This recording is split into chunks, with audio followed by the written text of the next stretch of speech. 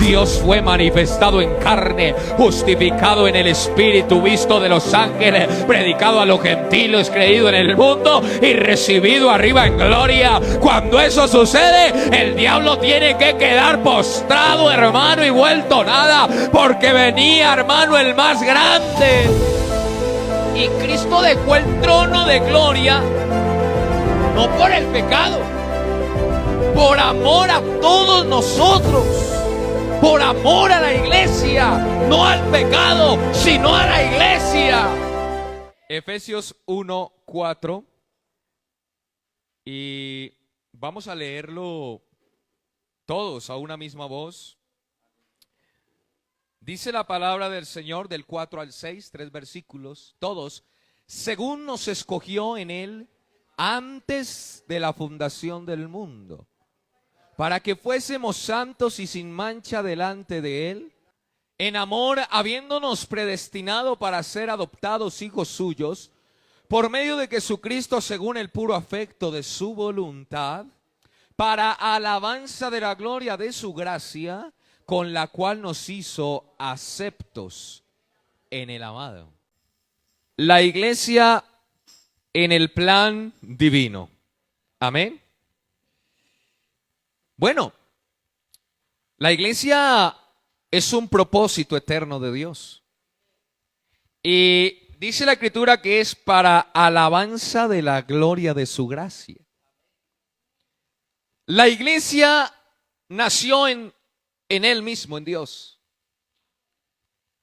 Porque si usted no sabía, Dios la concibió consigo mismo.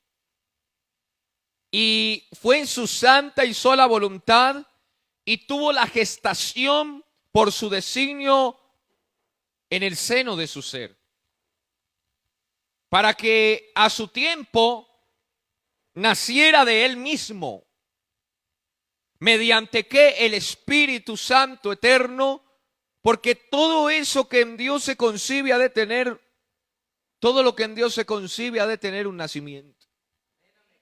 Dios en su presencia, hermanos, o conocimiento anticipado, eligió su iglesia y proveyó para ella desde tiempos eternos la redención mediante el Cordero de Dios, que fue destinado desde antes de la fundación del mundo. Eso lo dice Pedro.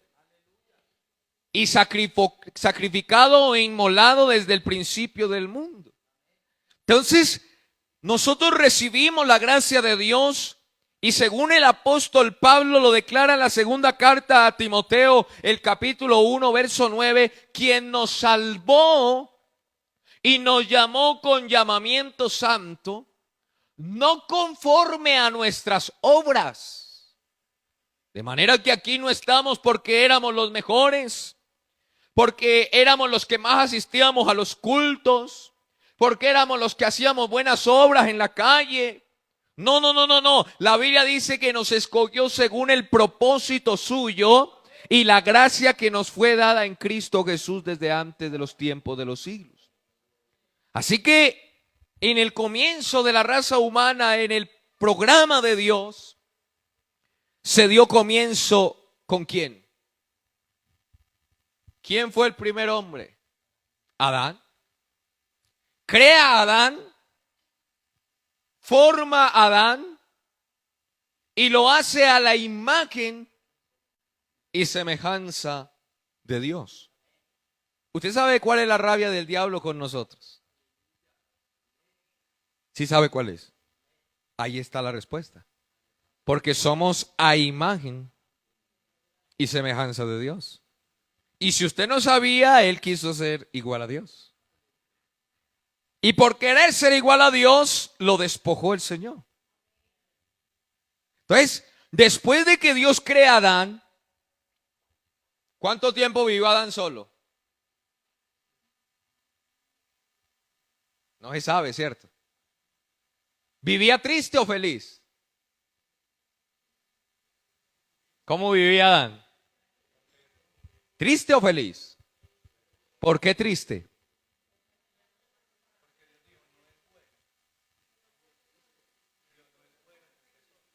Bueno, vamos a corregirnos. Adán vivía feliz, porque él no conocía nada más sino a Dios. Es que nosotros a veces cometemos errores. Cásese para que sea feliz. ¿Quién dijo? Yo puedo ser feliz sin ser casado. O sea que entonces una persona que esté sola no puede vivir feliz. Es que la felicidad es Cristo. No, cásese para que tenga la media mitad. ¿Cuál mitad? Si Dios lo hizo completo. Entonces nosotros tenemos que corregirnos. Entonces, Adán vivía solo, vivía muy feliz. No sé cuánto tiempo vivió. Y mientras él estaba solito, todos los animales tenían su pareja. Pero Dios se pronunció en Génesis 2:18. No es bueno que el hombre esté solo. Claro, porque todos los animales tenían pareja. Y a Dios se le ocurre la brillante idea de decir, no es bueno. No quiere decir que, porque si hubiera sido otro argumento, él hubiera dicho, no, está triste, le voy a hacer la felicidad. No, simplemente dijo, no es bueno, le voy a hacer una ayuda idónea para él. Entonces, Jehová Dios, ¿qué dice la Biblia en Génesis 2:21? Jehová Dios hizo caer sueño profundo ¿sobre quién? O sea que por allá le dio un caldo de cilantro a Adán y lo durmió. Y se durmió Adán, y mientras Adán estaba roncando y durmiendo, le hizo una cirugía. ¿Cierto? Le abrió las costillas. Oiga, y le sacó costillas, la cerró, y de la costilla que el Señor Jesús, Dios, tomó del hombre, hizo a una mujer y la trajo al hombre. Entonces, pensemos en algo. Porque Dios no formó a la mujer de lo mismo que formó a Adán. ¿O sí? No. La hizo de una de sus costillas. ¿Ah? Desde Adán se dice, y formó Dios al hombre del polvo de la tierra. O sea que Dios cogió un poquito de barro y empezó a crear a Adán. ¿Cierto? Y dice que sopló en su nariz aliento de vida y fue el hombre un ser viviente. Y luego le dio ¿qué? Le dijo, bueno, Adán, aquí tienes unos mandamientos. Vas a estar en el huerto, pero de todo árbol puedes comer, menos de uno. O sea, le dio unos mandamientos a Adán. Entonces, a Eva la hizo ¿de dónde? ¿Del polvo o de Adán? De Adán. La hizo en el huerto. Mientras que a Adán lo puso en el huerto. Entonces, a Eva la hizo en el huerto. Porque allí estaba el hombre, ¿o no? ¿Dónde más lo iba a hacer si ahí estaba el hombre, en el huerto? Entonces, cuando Dios le hizo su compañera, estaba en el huerto, con la gran diferencia que en ella, ¿qué? En Eva no sopló ¿qué? En Eva no sopló aliento de vida, ni mucho, claro, porque ya había aliento, porque la tomó fue del hombre. Y tampoco le dio los mandamientos. ¿Por qué? Porque ya todo eso lo había recibido de Adán, su marido, ¿cierto? Entonces, así como la iglesia recibe el Espíritu Santo y los mandamientos, es del Señor. Vea, la creación de Adán, su formación, la hechura de Adán, de donde salió Eva, su mujer. Hermanos, ¿por qué hablo de esto? Porque todo esto tiene trascendencia divina en los propósitos eternos de Dios. Eso es figurativo de Cristo y el nacimiento de la iglesia. Adán es tipo del postrer Adán, que es Cristo, en 1 Corintios 15:45. Vamos a mirarlo, hermana Estefanía. 1 Corintios 15:45. Mírelo. 15:45. Así también está escrito. Fue hecho el primer Adán. Fue hecho el primer hombre Adán, alma viviente, y postrer Adán, espíritu vivificante. Y Eva es figura de la iglesia. Génesis 3:15. Génesis 3:15. Entonces, es importante que usted conozca, hoy estamos celebrando 88 años en Colombia, pero mire que desde mucho antes el Señor ya había predestinado algo. Génesis 3:15, ¿qué dice? Y pondré enemistad entre ti y la mujer, y entre tu simiente y la simiente suya, y ésta te irá en la cabeza y tú le irás en el calcañar. Mire, Dios le dijo a Adán, Dios le dice a Adán que de sus huesos y de su carne había hecho a la mujer que le dio por compañera. ¿Qué fue lo que le dijo a Adán el Señor? Mire, Adán, Eva es ahora hueso de sus huesos. O Adán dijo mismo más bien, esto es ahora hueso de mis huesos, carne de mi carne, y será llamada, ¿qué? Varona, porque del varón fue tomada. Oiga, qué bendición. Entonces, la iglesia nació mediante el sueño de la muerte de Cristo. ¿Recuerda que Dios tuvo que dormir a Adán? Y Cristo, cuando está en la cruz del Calvario, dice que allá Cristo padeció y no murió, Él durmió también. Pero también resucitó porque murió. Pero en ese sueño, en esa muerte, nace la iglesia. Y ahí se da como esa cirugía de Adán también. Y en la resurrección de entre los muertos, para que la iglesia sea un solo cuerpo y un espíritu con él, porque no la hizo de otro lado, sino de él, porque nació en él, de él, por él y para él. Hablemos de la redención de la iglesia, porque ella nació en Dios, ¿cierto? Aunque ella nació en Dios, en sus propósitos eternos, pero la gente de donde Dios tomaría el pueblo para su nombre, ¿estaba dónde? Estaba en los lomos del primer hombre llamado Adán. Entonces, Adán se vendió al pecado, habiendo desobedecido al Creador para someterse al diablo y esclavizar a toda la descendencia bajo la potestad del maligno, y razón por la cual todos fuimos declarados, ¿qué? En pecado y destituidos fulminalmente de la gloria de Dios, eso lo dice Romanos. Pero Dios ya tenía un plan divino, glorioso, eterno, para redimir su iglesia. Vea, el cordero que fue inmolado desde el principio del mundo y de la declaración hecha por Dios a la serpiente, ¿cuál es? ¿Y qué? Pondré enemistad. Ahí está la declaración y vamos a analizar ese texto. Y pondré enemistad entre ti y la mujer. ¿A quién le está hablando?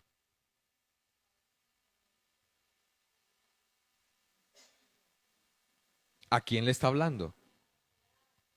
¿Ah?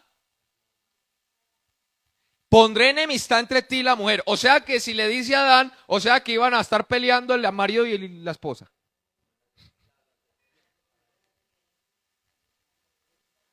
Pondré enemistad entre ti y la mujer. O sea, le está hablando al diablo, a la serpiente. ¿Y quién es la mujer? Porque ahí ya hay un conocimiento anticipado. La mujer es Eva, que es tipo de la iglesia. Pero dice, y entre tu simiente y la simiente suya, esta te herirá en la cabeza, pero tú le herirás en el calcañar. Aleluya. Vea, esa mujer que estaría en enemistad con la serpiente es la iglesia. Vea, hermano, la iglesia siempre tiene que estar enojada y combatiendo con el diablo constantemente. La simiente de la serpiente es el diablo. Esa es la simiente. Y dice que la simiente de la serpiente hirió a la mujer en el calcañar. O sea, hirió a la iglesia. Vea, hermano, Nosotros tenemos que aceptar que el diablo tenía postrada a la iglesia, porque la mordió en el calcañar. ¿Usted sabe cuál es el calcañar? La parte trasera del talón en el pie. Ese es el calcañar. Y usted sabe algo, hermano. Ahí hay un tendón. Vea, hermanos, ahí hay un tendón que es el tendón principal que le permite sostenerse al cuerpo de pie. O sea, si usted, hermano, se afecta esto aquí, hermano, este tendón acá, posiblemente no pueda estar de pie. No se sostiene. Ahí fue donde la serpiente y la simiente hirió a la iglesia. Vea, hermano, así era la situación espiritual de la iglesia. Por causa de ese veneno del pecado que el diablo inyectó en ella, a la iglesia, a través del hombre Adán, la cabeza federal de la raza humana que era ahí Adán. Pero ahora viene entonces, dice, la simiente de la mujer. ¿Cuál es la simiente de la serpiente? ¿Cuál es la simiente de la serpiente? El diablo. ¿Cuál es la simiente de la mujer Eva? Cristo. La simiente es como la cabeza. ¿Estamos entendiendo? ¿Cuál es la simiente de la serpiente? ¿Cuál es la simiente de la mujer? Muy bien. Pero dice que viene la simiente de la mujer, ni siquiera dice la mujer. No dice la mujer, viene la simiente de la mujer, el cual es Cristo, y ésta herirá a la serpiente en la cabeza. Aleluya. Y en efecto sucedió. Primera de Timoteo 3:16. ¿Sabe cómo pasó esto? Vea, Primera de Timoteo 3:16 dice, cuando Dios se humanó, hermano, Cristo le dio a la serpiente en la cabeza, la que tenía postrada la iglesia de alguna manera, la que tenía de alguna manera ahí cojeando, pero vea, e indiscutiblemente grande es el misterio de la piedad. Dios fue manifestado en carne, justificado en el Espíritu, visto de los ángeles, predicado a los gentiles, creído en el mundo y recibido arriba en gloria. Cuando eso sucede, el diablo tiene que quedar postrado, hermano, y vuelto nada, porque venía, hermano, el más grande. Aleluya. Y dice la Biblia en Colosenses que en su cuerpo de carne venció al diablo, la serpiente antigua, dice, y todas sus potestades, Colosenses 2:15, triunfando sobre ellos en la cruz. Hermano, este es el golpe certero. Cuando yo hablo de un golpe certero es donde era. En toda la herida, ahí. Que la simiente de la mujer Cristo daría a la serpiente que era el diablo. Ahora, estamos diciendo que Adán, entonces Adán y Cristo, y Eva y la iglesia, ¿cierto? ¿Estamos o estamos confundidos? Entonces, ¿el hombre vino de Dios o no? ¿El hombre de dónde vino? ¿De la mujer? No, de Dios. ¿Y la mujer vino de dónde? Del hombre. Del costado de Adán fue hecha Eva. Y del seno de Cristo nació la iglesia. Entonces, mediante un sueño profundo, Dios toma una costilla de Adán para formar a la mujer. Mediante el sueño de la muerte y la resurrección de Cristo surgió la iglesia. Ya lo hemos dicho. Entonces Adán dijo, esto es ahora hueso de mis huesos, carne de mi carne, ¿cierto? Entonces Eva recibió los mandamientos en Adán, ¿cierto? Y la iglesia los recibió ¿en quién? En Cristo. San Juan 17:6, hermana. Vamos a mirar San Juan 17:6. Alabanzas a Jesús.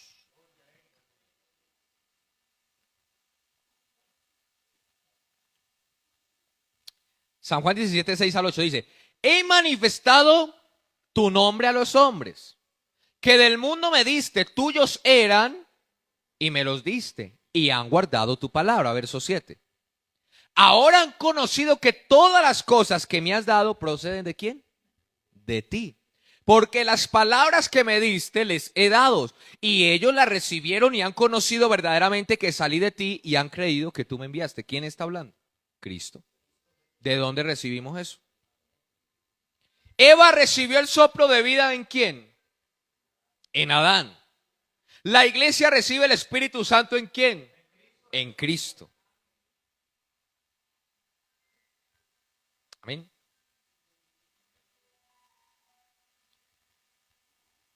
Adán incurrió en pecado ¿por quién? Ahí vamos a mirar algo. No vayan, pastor, es que todo no le echan a... No, porque es que en realidad nadie asumió la culpa. Y todos fallaron, pero en realidad Adán, escúcheme bien, incurrió en pecado ¿por quién? Por Eva, la mujer. Algunos dicen, no, es que las mujeres. Eva, solo Eva, ¿cierto? Segunda de Corintios 5:21. Adán incurrió en pecado por Eva. ¿Y Cristo por quién se hizo pecado?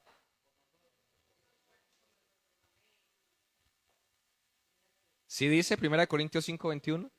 Al que no conoció pecado, por nosotros lo hizo pecado.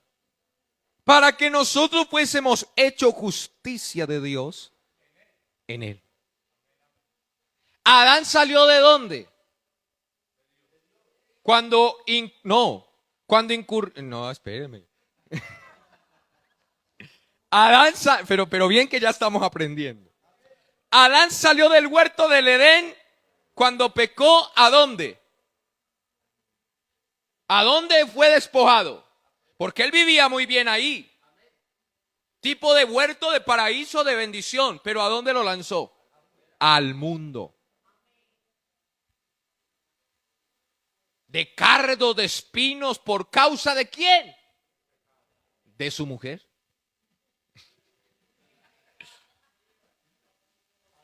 Y Cristo dejó su trono de gloria. Es que ¿por qué digo de su mujer? Porque tenemos que hacer la analogía correcta. Porque estoy hablando de Cristo y la iglesia. Entonces, Adán sale de ahí por causa de su mujer. Y Cristo dejó el trono de gloria no por el pecado. Por amor a todos nosotros. Por amor a la iglesia. No al pecado, sino a la iglesia. Aleluya. Y eso lo dice Filipenses 2:5. Filipenses 2:5, vamos a mirarlo. Hermano, Dios tenía un conocimiento, hermano, de lo que quería hacer tremendo. Filipenses 2:5. Haya pues en vosotros este sentir que hubo también en Cristo Jesús, el cual siendo en forma de Dios no estimó el ser igual a Dios como cosa que aferrarse, sino que se despojó a sí mismo tomando forma de siervo hecho semejante a los hombres. Hermano, el hombre fue hecho a la imagen ¿de quién? La mujer a imagen ¿de quién? Cristo es la imagen ¿de quién? Del Dios invisible. ¿Y la iglesia es la imagen de quién? De Cristo. Solo dice Romanos 8:29. Pero la iglesia, entonces, dijimos que el Señor hacia Eva, ¿por qué? Porque le iba a hacer ¿qué? O sea que la iglesia es la ayuda idónea de Cristo.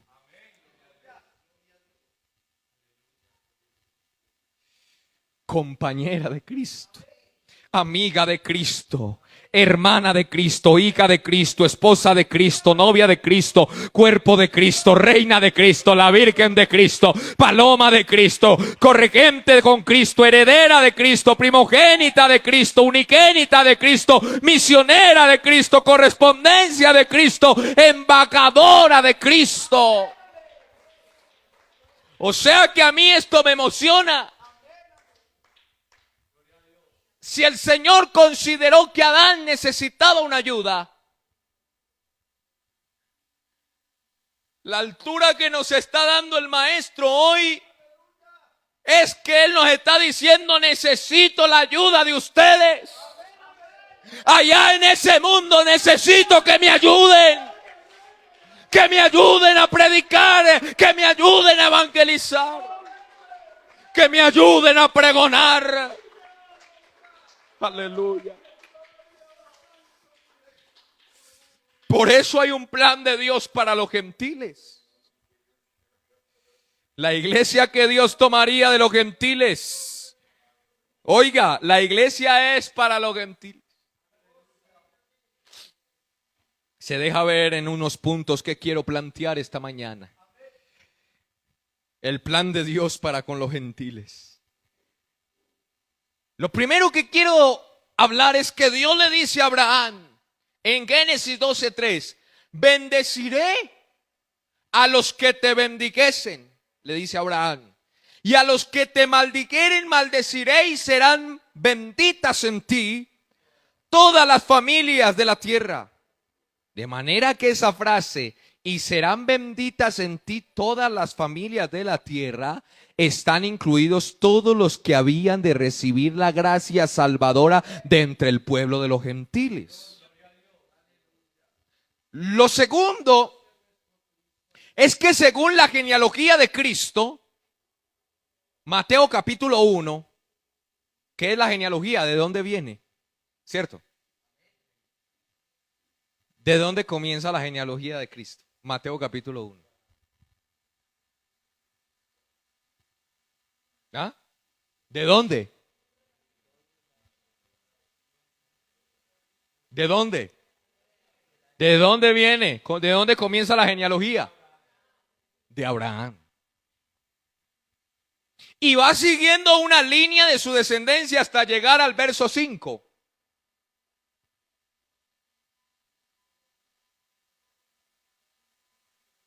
¿A dónde? Llega a Rahab. ¿Usted sabe quién era Rahab? La ramera. Mire la genealogía. Abraham sigue una línea y llega a Rahab, la ramera,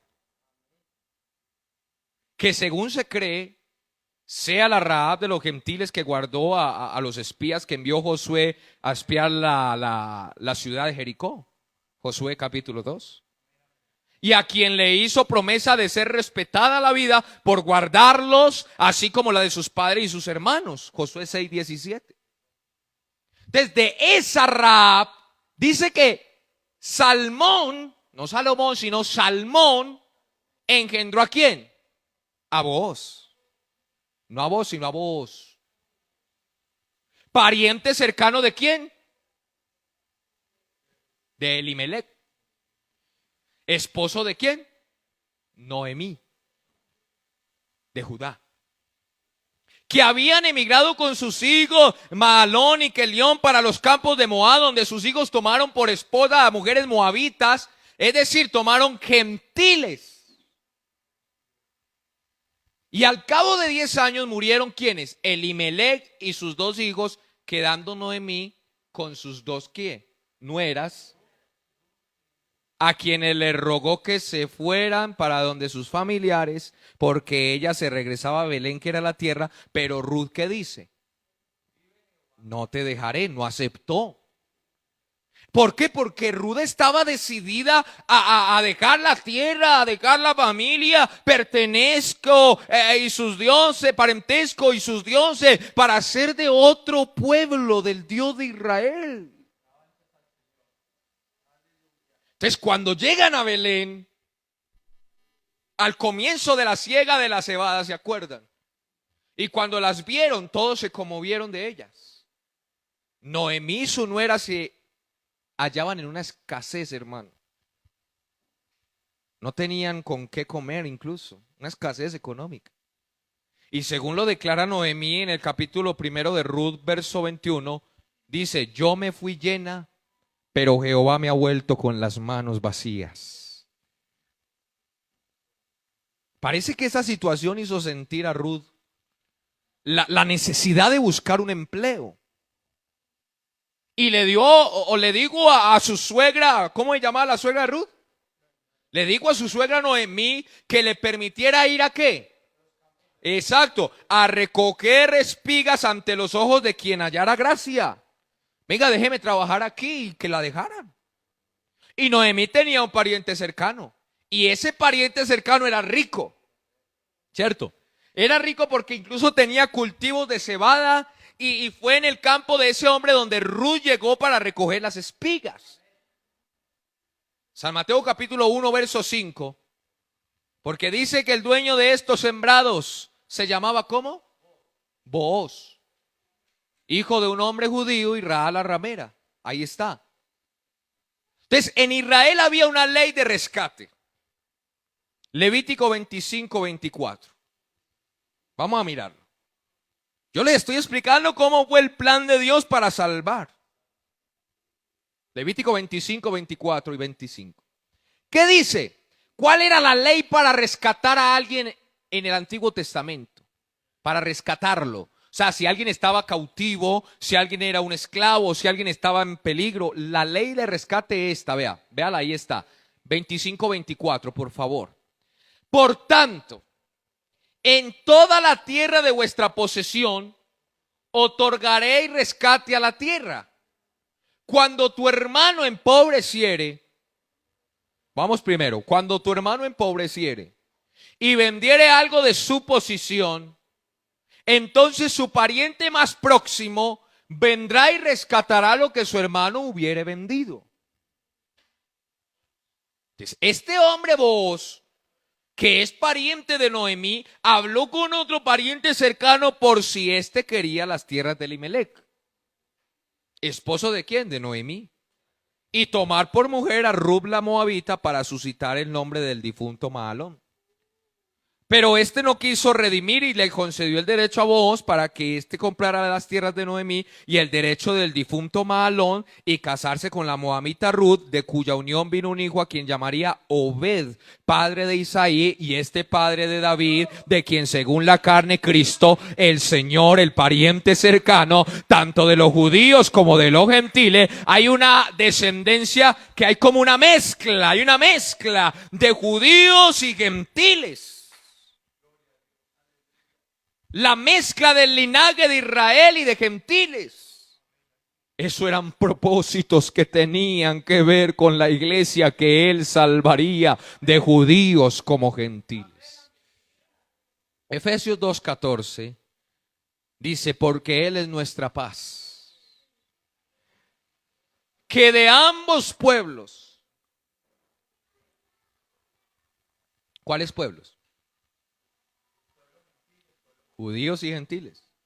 Hizo uno, derribando la pared intermedia de separación y mediante la cruz reconciliar con Dios a ambos en un solo cuerpo, matando en ella las enemistades. Es con respecto a lo que venimos explicando, hermanos, de Rahab la ramera y Ruth la moabita. Podemos ver que Dios a su tiempo había concebido un plan glorioso para la salvación de todos los gentiles.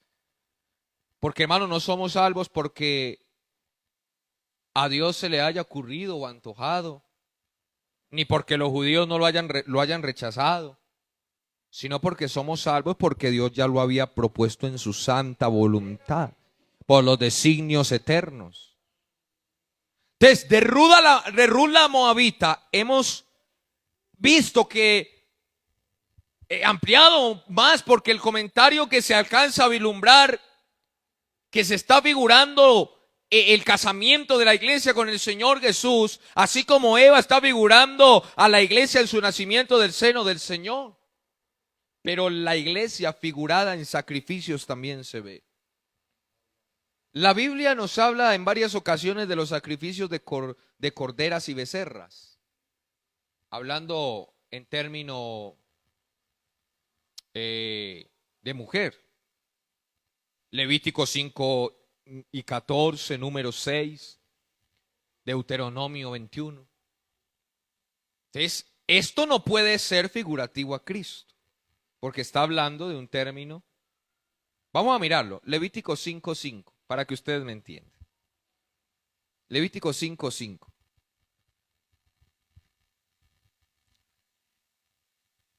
Vamos a leer el verso 5 y el verso 6 de Levítico 5. Mire lo que dice entonces. Cuando pecare en alguna de estas cosas, confesará aquello en que pecó, y para su expiación traerá a Jehová por su pecado que cometió una ¿qué?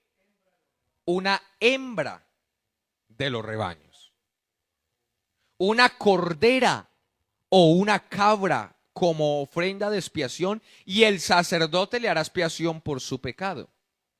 Y si miramos Deuteronomio 21:3, Deuteronomio 21:3, y Jehová nuestro Dios entregó también en nuestra mano a Og, rey de Basán, y a todo su pueblo, al cual derrotamos hasta acabar con todos. Es 21:3. Muy bien, es 21:3, gracias.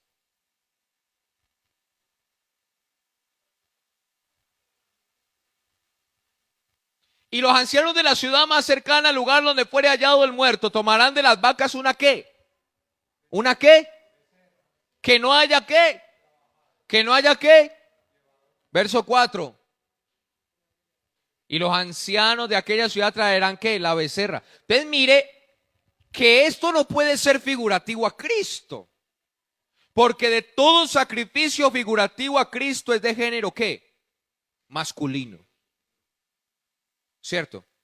Como cordero fue llevado. O sea que cuando se refiere a Cristo lo habla en masculino. Entonces, ¿a quién se está refiriendo este tipo de sacrificios? Entonces, en el caso de la purificación, muy bien. Hablemos del caso de la purificación de los leprosos y el nazareno que hacía voto de consagración y se contaminaba con muerto o cosa inmunda. Los sacrificios para la expiación de los tales tenía que ser mixto. Tenía que ser macho y hembra, un cordero y una cordera. Levítico 14:10 lo dice. Entonces, se trata de la intervención de Cristo como el cordero y la intervención de la iglesia como cordera. El día octavo tomará 2 corderos sin defecto y una cordera de 1 año. Se trata de ambas intervenciones. ¿Por qué?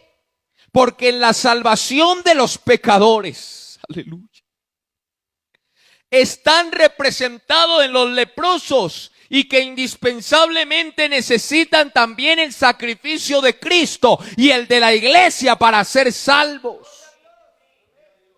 Ambos sacrificios eran importantes para salvar. Pero hablemos de los sacrificios de la iglesia.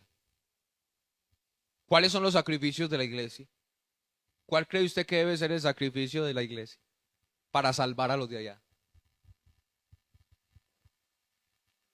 ¿Cuál es el sacrificio que Cristo tiene que hacer para salvar a los perdidos? Ya lo hizo, ¿cierto? En la cruz. ¿Cuál es el sacrificio que la iglesia tiene que hacer para salvar a los perdidos? Ya lo hizo. Ya lo hizo. Lo estamos haciendo. Limpio testimonio. Eso es un sacrificio que hay que hacer para salvar a los de allá. Predicación del evangelio, 88 años. Sufrir oprobios, eso es un sacrificio. Afrentas con humildad, la oración rendida, una buena ofrenda para la obra misionera. En el caso del nazareo que se contaminaba con lo inmundo, escúcheme bien, se puede ver, hermano, ahí lo grave que es el pecado de una persona que tiene una investidura en la iglesia, que lo identifica como una persona en santidad, hermano. Pues para la purificación de ese nazareo que se contaminaba, hermano, era necesario el sacrificio del cordero y de la cordera, es decir, de Cristo y de la iglesia. Por tanto, hermano, la Biblia lo que dice es que si pecáremos, ya no existen más sacrificios.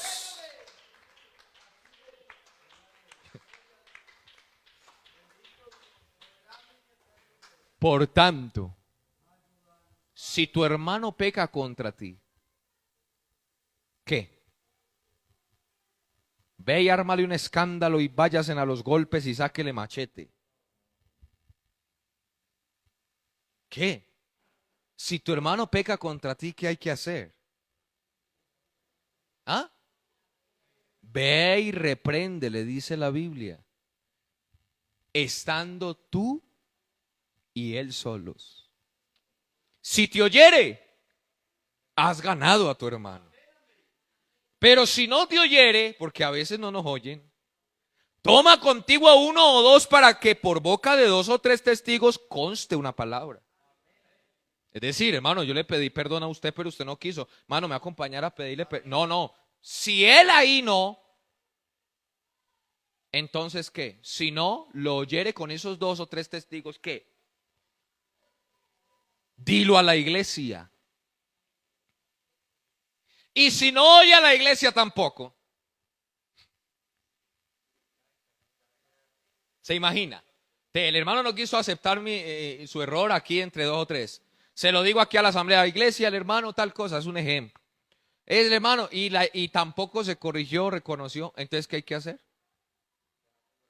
Tenlo por gentil y publicano. Oiga, tremendo.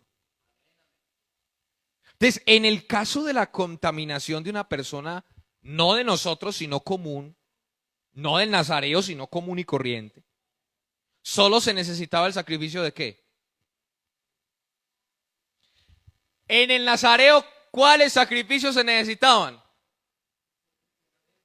Porque era el conocedor, era nazareo. Se necesitaba, si pecaba, el sacrificio de ¿quién? Cordero y cordera. Pero si no era nazareo, es decir, si no hace parte de ahí, del grupo, del círculo de Cristo, de la iglesia, y comúnmente pecó, ¿qué se necesitaba? ¿Qué sacrificio? Ahorita lo vimos, el de la cordera y la becerra. Levítico 5, ahorita lo leímos. Entonces, en todo esto se puede ver la intervención de la iglesia ofreciéndose en sacrificio a Dios por los pecadores y extraviados. Apocalipsis 22, 17, hermana. No sé si ustedes están entendiendo, pero yo creo que es importante esto. Apocalipsis 22, 17. Vamos a mirarlo, porque ya está hablando de un libro escatológico. Y el espíritu y la esposa dicen ven. Y el que oye diga ven. Y el que tiene sed venga. Y el que quiera tome del agua de la vida gratuitamente. Entonces el espíritu y la esposa dicen ven. Porque todo sumo sacerdote tomado de entre los hombres es constituido a favor de los hombres y en lo que a Dios se refiere para que presente ofrendas y sacrificios por los pecados, para que se muestre paciente con los ignorantes y extraviados, puesto que Él también está rodeado de debilidad. Eso es lo que dice Hebreos 5, hablando de nosotros. Pero hermano, esos son los sacrificios de la iglesia. Permanecer en santidad, predicar. Ahora, ¿dónde aparece la iglesia? Porque hemos hablado desde sacrificios, pero ¿dónde aparece la iglesia? Hemos hablado de analogías, pero por primera vez Cristo hace la siguiente declaración después de que Él comenzó su glorioso ministerio. Mateo 16, 13. Vea. Preguntando a los discípulos, Él les pregunta, ¿quién dicen los hombres que es el Hijo del Hombre? Le preguntan, ¿cierto? Mateo 16, 13. ¿Qué le dijeron ellos? Vea, Señor, unos dicen que usted es Juan el Bautista. Otros que Elías. Vosotros, otros Jeremías o alguno de los profetas. ¿Y qué les dice? Y ustedes. Tan lindo Dios. Primero le pregunta, ¿qué dicen por allá? Pero ustedes, ¿qué dicen? Ay, hermano. Respondiendo Simón Pedro dijo: tú eres el Cristo, el Hijo del Dios viviente. Él no estaba confundido. Y entonces, ante esa declaración, ¿qué le dice a Pedro? Y yo también te digo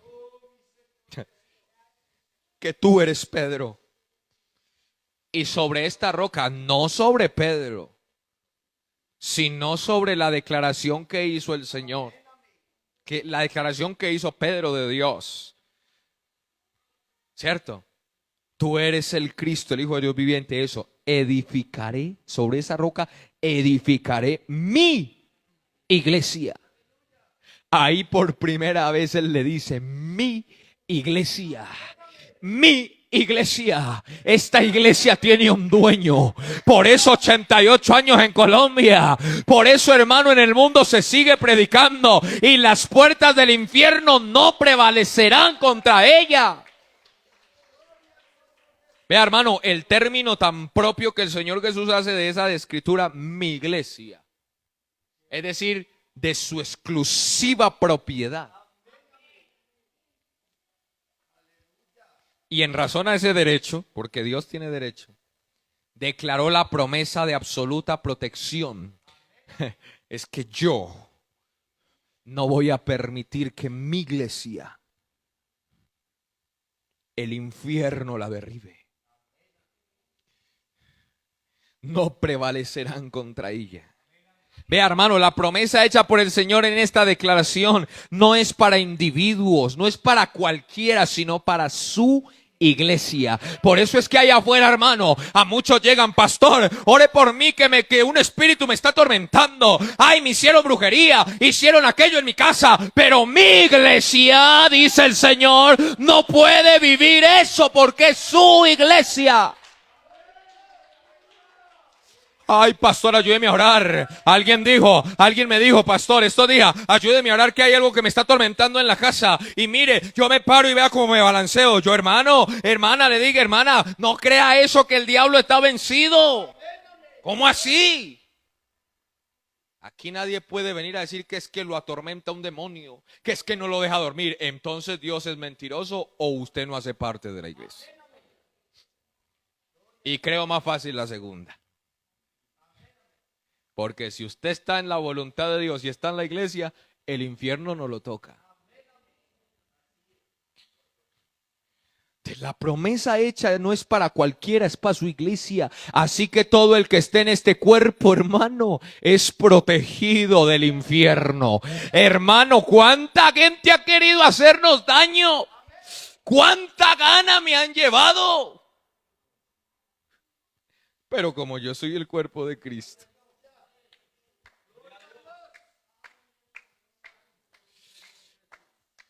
y esta mano y estos pies andan para donde la cabeza les ordene. Yo nunca he visto una cabeza para un lado y un cuerpo para otro.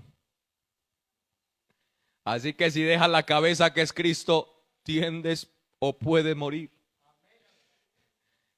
Muchas veces las puertas del infierno han querido tragarse la iglesia. Es más, ahorita lo vimos en la reseña, hermano, cómo llegaron a predicar y no vieron esos hermanos encadenados ahí, subyugados, hermano. Quisieron tragarse esta iglesia, pero si se desubica de la iglesia, escúcheme bien, quedará por fuera de la promesa, hermano. No se desubique de la iglesia para que no quede por fuera de la protección. Dependa de Dios y no de su propia suerte. ¿Me permite contar un testimonio? Aquí está el hermano Fernando y el hermano Wilmar. Son testigos. Estábamos por allá, bueno, era día de reunión, ¿cierto? Estábamos en reunión ese día y bajamos a comprar algunas cositas para el almuerzo. Y en la plaza, yo dejé mi carro y me fui a comprar unas cositas, el hermano para otro lado. Entonces yo venía pasando la plaza para ir al carro, cuando vi que estaba retrocediendo un camión y le dio a un anciano. Hermano, cuando yo vi el chorrero de sangre ya, pero medio lo tocó aquí la manito ahí. Y entonces yo le dije: uy, hermano, mira lo que pasó. Y me fui, hermano. Y el señor se fue bravo y venga, que no, yo me voy.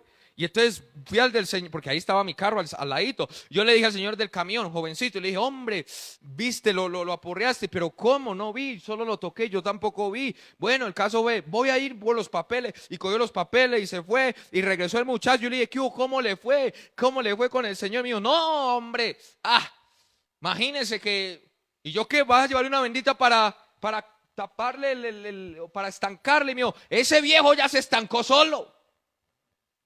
Yo le dije, ¿qué pasó? Pues es que ese es el brujo del pueblo. Yo le dije, ay, ¿cómo así? No, y para acabar de ajustar, hermano, me echa la sal y ahora ahí sí.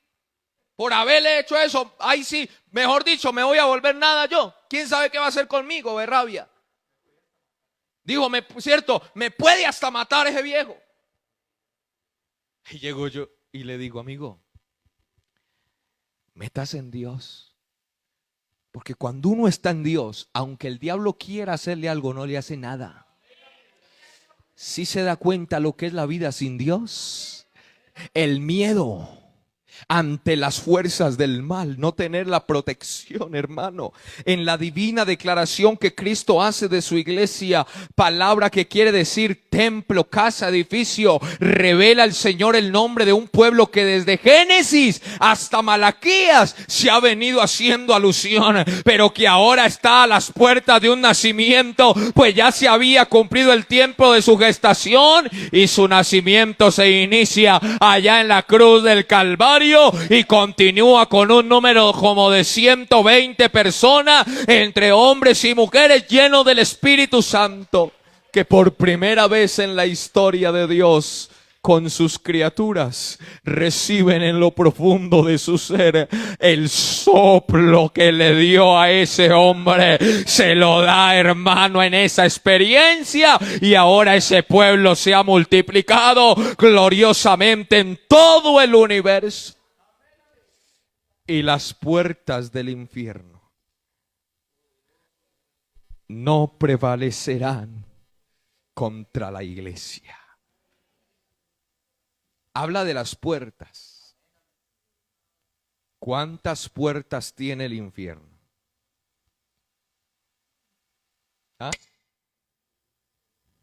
Porque habla de las puertas. O yo me voy muy allá. Habla de las puertas del infierno. ¿Cuántas puertas tiene el infierno? Oiga, buena enseñanza, ¿no? ¿Cuántas? Bueno, no sabemos, pero son muchas. No es una sola, porque habla de puertas, plural. O sea que entonces no se confíe. Porque si es una sola puerta, me cuido de esa. Pero son muchas. Todo pecado es una puerta. Todo pecado es una puerta que conduce al infierno. Escúcheme bien, porque la puerta no va a prevalecer contra usted. Es decir, una puerta no va a venir a atacarme. Pero yo sí puedo entrar. La puerta está ahí y no te va a atacar. O te puede atacar, pero si tú no entras no hay problema. La palabra de Dios nos presenta una lista muy larga de las puertas del pecado. Romanos 1:24. ¿Quiere saber cuáles son las puertas del infierno? ¿Las quiere conocer? Se las voy a nombrar. En otro culto le explicaremos de cada puerta, porque si no aquí nos quedamos. Pero le voy a mencionar las puertas del infierno. 1:24. Inmundicia, una puerta. Concupiscencias en sus corazones, segunda. Sigamos. O la lista es en Corintios. Alguien que me ayude. Sí, Corintios 6:9, por favor. Es Corintios. Primera de Corintios 6:9. Las puertas del infierno no pueden prevalecer contra nosotros. O sea, esas puertas del pecado no pueden destruirnos, hermanos. Vamos, ahí está. Primera puerta del infierno. ¿Cuál es? La fornicación. Segunda puerta del infierno, idolatría. Tercera puerta del infierno, adulterios. Cuarta puerta del infierno. ¿Dónde estaba? Afeminados. O sea, los gay. Y los echan con las mujeres también, porque cuando la Biblia habla de varón, habla de la raza humana. Sigamos. ¿Vamos para cuál? No, la quinta. Quinta, ladrones. 6, la avaricia. 7, borrachos. 8, maldicientes, las maldiciones. 9, los estafadores. No heredarán puertas del infierno. Pero todo eso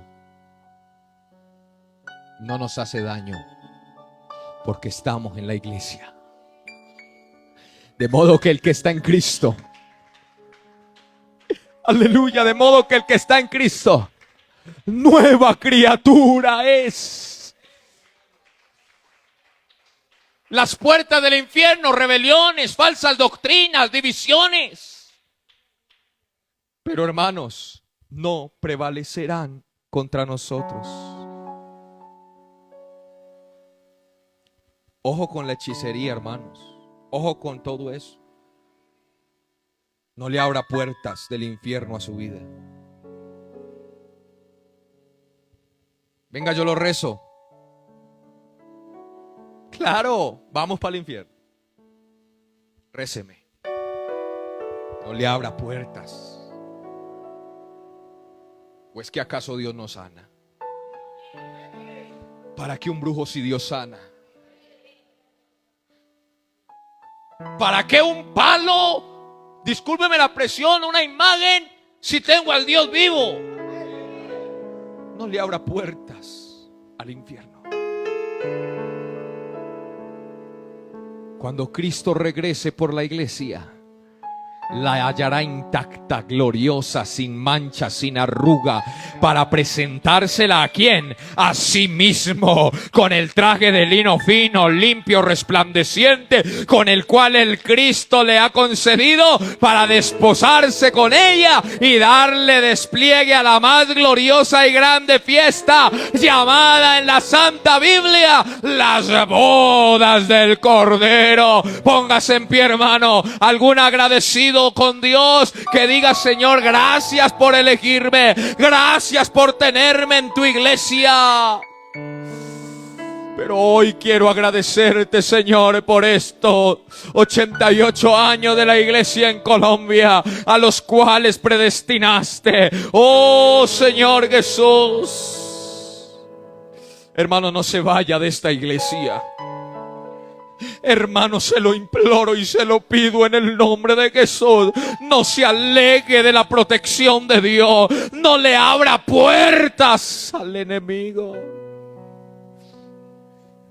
ni las puertas del infierno. No hay pecado, hermano, tan grande que pueda acechar la iglesia. No, no lo hay, no lo hay. Hermano, le digo algo en el nombre de Jesús. Muchos, hasta pastores, predicadores, líderes, han abierto puertas al infierno y se los ha tragado el mundo, se los ha llevado. Pero esta iglesia sigue. Es que la iglesia es de Dios. No temáis, manada pequeña, porque a mi Padre le ha placido darlos el reino. No temáis, manada pequeña. Gracias te damos, Señor, en esta mañana. Gracias por tu palabra preciosa que nos ha regalado, Señor. Oh, qué bendición contar con una iglesia, pero qué bendición contar con un Dios como el Dios nuestro. Gracias, Señor, por tu palabra. Gracias, Señor. Hoy te pido por los hermanos que están en este altar y que están aquí presentes, a los cuales, Señor, tú, Dios mío, les has redimido con tu sangre preciosa. Perdona si algún momento hemos abierto la puerta de un pecado, pero tu iglesia permanecerá y no quiero alejarme de ella. Es el momento propicio de pedir perdón también. Si le hemos abierto una puerta a nuestra vida, la cual nos ha llevado a correr el riesgo de perdernos la herencia gloriosa, me aferro a tu promesa hoy más que nunca, de que ni las puertas del infierno prevalecerán contra mí, porque estoy bajo tu protección.